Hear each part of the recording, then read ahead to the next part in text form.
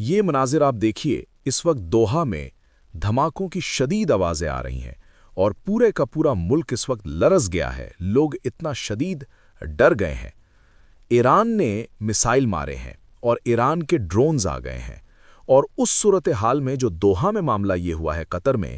کہ انہوں نے انٹرسیپٹ کیے ہیں کچھ میسائل اور ڈرونز جا کر لگے ہیں سیدھا العدید ایئر بیس میں، اور یہ وہ ایئر بیس ہے جو امریکہ کی سب سے بڑی ایئر بیس ہے، یعنی اس سے بڑی ایئر بیس کوئی نہیں ہو سکتی تھی، اور یہاں پر اب لگے ہیں دھماکے۔ اب صورتحال یہ ہے کہ اتنی تباہ کن صورتحال پیدا ہو گئی ہے کہ آپ یہ دیکھیں کہ اس وقت قطر میں ہر موبائل پر ایمرجنسی الرٹ اس وقت بھیجا جا رہا ہے، پورے کا پورا موبائل بز ہو رہا ہے، بج رہا ہے، اور لوگ اتنا زیادہ پریشان ہیں، اپسیٹ ہیں کہ کسی کو سمجھ نہیں آ پا رہی کہ ہم مینج کیسے کریں۔ گلف کنٹریز اس وقت اسرائیل اور امریکہ کی جنگ میں اتنی تباہ کن صورتحال میں چلی گئی، اس کا آپ تصور نہیں کر سکتے۔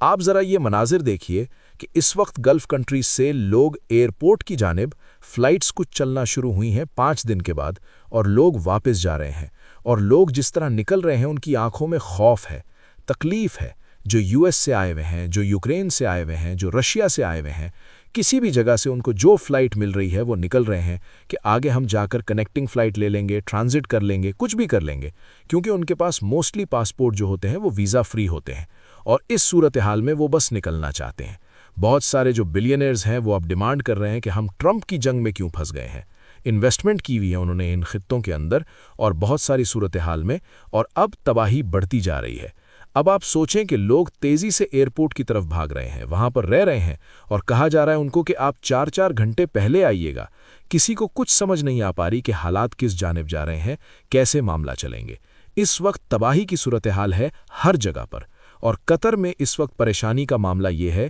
کہ کل قطر کے پرائم منسٹر نے ایران کے فورن منسٹر کو کال کی، اس کے باوجود آج اٹیک ہوا۔ دیکھیں، ایران کے جو فورن منسٹر ہیں وہ بڑے سینسیبل انسان ہیں، لیکن مسئلہ یہاں پر یہ ہوا ہے کہ اگر وہ روکنا بھی چاہیں تو وہ نہیں روک سکتے، کیونکہ جو نچلی قیادت ہے ان کو آیت اللہ علی خامنئی آرڈر دے کر گئے ہیں۔ روک اگر کوئی سکتا تھا تو وہ روک سکتے، قیادت آپ نے مار دی ہوئی ہے، اور اس صورتحال کے اندر اب لڑائی ہو رہی ہے، اب تباہی ہو رہی ہے، اب ہر جگہ آپ کو بربادی کی صورتحال نظر آتی ہے، اور یہ اصل میں وہ مسئلہ ہے کہ جس کے بعد آپ سوچیں کہ صورتحال مزید خراب ہے۔ اور سب سے بڑا مسئلہ یہ ہے کہ دیکھیں، آج امریکہ نے کہا ہے کہ انہوں نے ایران کے خلاف جنگ میں انڈیا کی بندرگاہیں استعمال کی ہیں، اور ان کے میڈیا نے کہا ہے، انڈیا کو شدید غصہ آیا، اس نے ان دعووں کو مسترد کرتے ہوئے امریکہ کے خلاف کہا کہ تم کیا نفرت پھیلا رہے ہو۔